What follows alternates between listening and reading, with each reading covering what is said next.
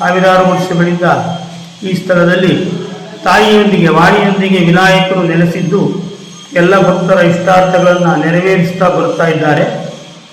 ಇಲ್ಲಿ ವಿಶೇಷವಾಗಿ ವಾಣಿ ವಿನಾಯಕ ಮಕ್ಕಳಿಗೆ ಮಾತನ್ನು ಕೊಡ್ತಕ್ಕಂಥ ದೇವರು. ಯಾರಿಗೆ ವೈಜ್ಞಾನಿಕವಾಗಿ ಎಲ್ಲ ರೀತಿಯಾದಂತಹ ಧ್ವನಿ ಸಮಸ್ಯೆ ಅಥವಾ ಮಾತಿನ ಸಮಸ್ಯೆ ಇದ್ದರೆ ಇಲ್ಲಿ ಗಂಟೆಯನ್ನು ಹರಕೆ ಮಾಡಿಕೊಂಡಾಗ ಎಷ್ಟೋ ಜನರಿಗೆ ವೈಜ್ಞಾನಿಕವಾಗಿ ಅಸಾಧ್ಯವಾಗಿರುವುದು ಸಾಧ್ಯವಾಗಿದೆ.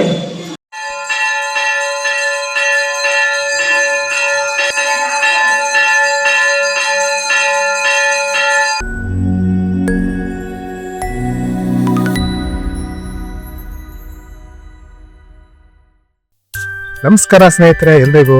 ನಾನಿವತ್ತು ಶಿರ್ಸಿ ಹತ್ರ ಇರೋ ಓಣಿ ವಿಘ್ನೇಶ್ವರ ದೇವಸ್ಥಾನಕ್ಕೆ ಬಂದಿದ್ದೀನಿ. ಈ ದೇವಸ್ಥಾನ ಶಿರ್ಸಿಯಿಂದ ಸುಮಾರು ಒಂದು 28 ಕಿಲೋಮೀಟರ್ ದೂರ ಇದೆ.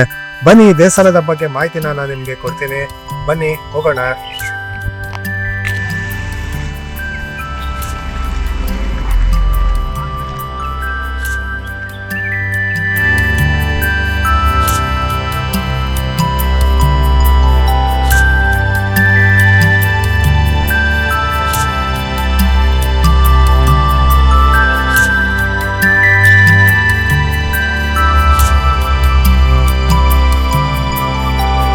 ಈಗ ನಾವು ದೇವಸ್ಥಾನದ ಮುಂಭಾಗದಲ್ಲಿದ್ದೀರಿ.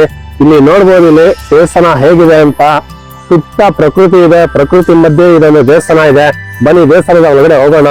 ನೋಡಿ ಇಲ್ಲಿ ಸ್ನೇಹಿತರೆ, ಹಿಂಗಡೆ ಎಲ್ಲ ದೇವಸ್ಥಾನದ ಹಿಂದೆ ನೋಡ್ಬೋದು, ಸುತ್ತ ನೋಡ್ಬೋದು. ನೋಡಿ ಬೆಟ್ಟ ಗುಡ್ಡ ಎಲ್ಲ ಹೇಗಿದೆ ನೋಡಿ ಸ್ನೇಹಿತರೆ. ಇಲ್ಲಿ ನಾವು ಬಂದಂತ ದಾರಿ ಹೇಗಿದೆ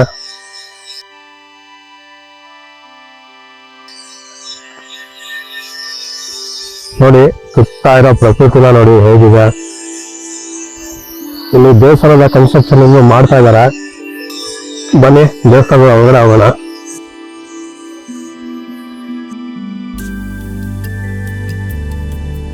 ಇನ್ನು ಈ ದೇವಸ್ಥಾನದ ಮುಂಭಾಗದಲ್ಲಿ ನೋಡ್ಬೋದು, ಒಂದು ಗರುಡ ಸ್ತಂಭ ಇದೆ.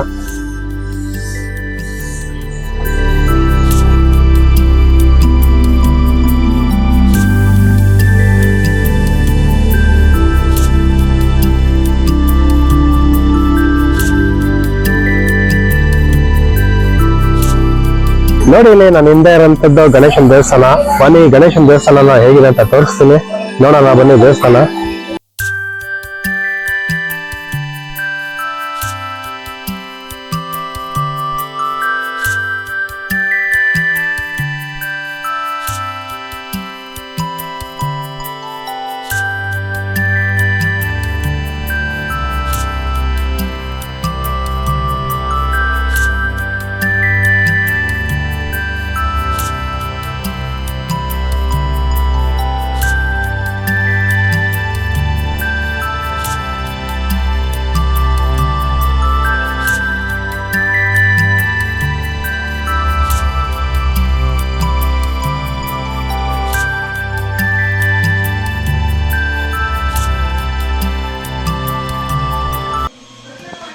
ವಿಶೇಷವಾಗಿ ವಾಣಿ ವಿನಾಯಕ ದೇವರು ಎನ್ನುವುದಾಗಿ ಪ್ರತೀತಿಯಾಗಿದೆ.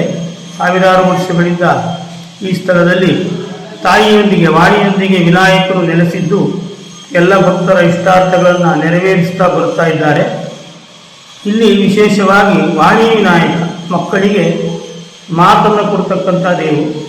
ಯಾರಿಗೆ ವೈಜ್ಞಾನಿಕವಾಗಿ ಎಲ್ಲ ರೀತಿಯಾದಂತಹ ಧ್ವನಿ ಸಮಸ್ಯೆ ಅಥವಾ ಮಾತಿನ ಸಮಸ್ಯೆ ಇದ್ದರೆ ಇಲ್ಲಿ ಗಂಟೆಯನ್ನು ಹರಕೆ ಮಾಡಿಕೊಂಡಾಗ ಎಷ್ಟೋ ಜನರಿಗೆ ವೈಜ್ಞಾನಿಕವಾಗಿ ಅಸಾಧ್ಯವಾಗಿರುವುದು ಸಾಧ್ಯವಾಗಿದೆ.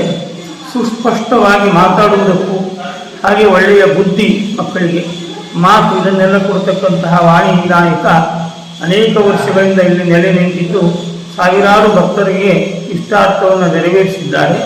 ಅಂತಹ ಈ ಸ್ಥಳ ಶಿರಸಿಯಿಂದ 18 ಕಿಲೋಮೀಟರ್ ದೂರ ಅಮ್ಮಿನಹಳ್ಳಿ ಎನ್ನುವಂತಹ ಸ್ಥಳದಲ್ಲಿ ಬಲಗಡೆ ತಿರುಗಿಕೊಂಡ್ರೆ ಮತ್ತೆ 3 ಕಿಲೋಮೀಟರ್ ಹೋದರೆ ವಾಣಿ ವಿಘ್ನೇಶ್ವರ ಎನ್ನುವಂತಹ ಊರಿನ ಹೆಸರಿನಲ್ಲಿ ವಾಣಿ ವಿನಾಯಕ ನೆಲೆ ನಿಂತಿದ್ದಾರೆ. ಹೀಗೆ ಇಲ್ಲಿ ಜಾತ್ರಾ ಮಹೋತ್ಸವ, ಹಾಗೆ ಸಂಕಷ್ಟಿಯಲ್ಲಿ ಅನ್ನದಾನ, ವರ್ಷದಲ್ಲಿ ವೈಶಾಖ ಶುದ್ಧ ತದಿಗೆ, ಚತುರ್ಥಿ, ಪಂಚಮಿ, ಷಷ್ಠಿ 4 ದಿನ ರಥೋತ್ಸವ ಕಾರ್ಯಕ್ರಮಗಳು ನಡೆಯುತ್ತೆ. ಪ್ರತಿಯೊಬ್ಬರಿಗೂ ಅನ್ನದಾನ ಸೇವೆ, ಗಣಹವನ ಸೇವೆ, ಮೋದಕ ಸೇವೆ, ಅನೇಕ ವಿಧವಾದಂಥ ಸೇವಾ ಸೌಲಭ್ಯಗಳು ಇಲ್ಲಿ ಲಭ್ಯವಾಗಿದೆ. ಇಲ್ಲಿ ಬರತಕ್ಕಂತಹ ಯಾವುದೇ ಭಕ್ತಾದಿಗಳಿದ್ದರೆ ಮೊದಲೇ ಇಲ್ಲಿಯ ಕಾಂಟ್ಯಾಕ್ಟ್ ನಂಬರಿಗೆ ಫೋನ್ ಮಾಡಿ ಬಂದಾಗ ಇಲ್ಲಿ ಸರಿಯಾದಂಥ ವ್ಯವಸ್ಥೆಯನ್ನು ಕಲ್ಪಿಸಿಕೊಡೋದಕ್ಕೆ ಸಾಧ್ಯವಾಗುತ್ತೆ. ಇಲ್ಲಿ ಯಾವತ್ತೂ ಅರ್ಚಕರು ಇಲ್ಲಿ ಇಲ್ಲದೇ ಇರೋದರಿಂದ ಅನೇಕ ಸಾರಿ ಫೋನ್ ಮಾಡಿ ಬರೋದ್ರಿಂದಲೇ ಅನುಕೂಲವಾಗುತ್ತೆ ಅನ್ನೋದಾಗಿ ಹೇಳ್ತಾ ಈ ವಾಣಿವಿನಾಯಕ ದೇವರಲ್ಲಿ ಎಲ್ಲರೂ ಅವರವರ ಇಷ್ಟಾರ್ಥವನ್ನು ಪ್ರಾರ್ಥನೆ ಮಾಡಿ ಹರಕೆ ಮಾಡಿಕೊಂಡು ಈ ಹರಕೆ ಸೇವೆಯನ್ನು ಸಲ್ಲಿಸಿ ಎಲ್ಲ ರೀತಿಯಾದಂತಹ ದೇವರ ಕೃಪೆಗೆ ಪಾತ್ರರಾಗಬೇಕಾಗಿ ಕೇಳಿಕೊಳ್ತೇವೆ. ಓಂ ಶಾಂತಿ.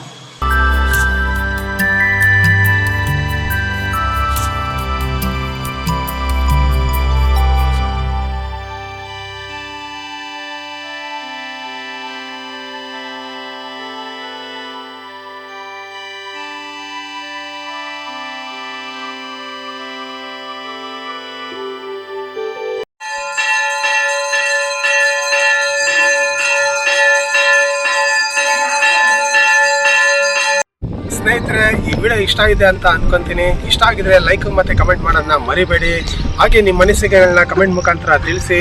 ಹೊಸಬ್ರಾಗಿದ್ರೆ ನಮ್ಮ ಚಾನಲ್ನ ಸಬ್ಸ್ಕ್ರೈಬ್ ಆಗಿ ಹಾಗೆ ಬೆಲ್ ಬಟನ್ನ ಪ್ರೆಸ್ ಮಾಡೋದನ್ನ ಮರಿಬೇಡಿ. ಎಲ್ರಿಗೂ ನಮಸ್ಕಾರ, ಒಳ್ಳೆಯದಾಗಲಿ.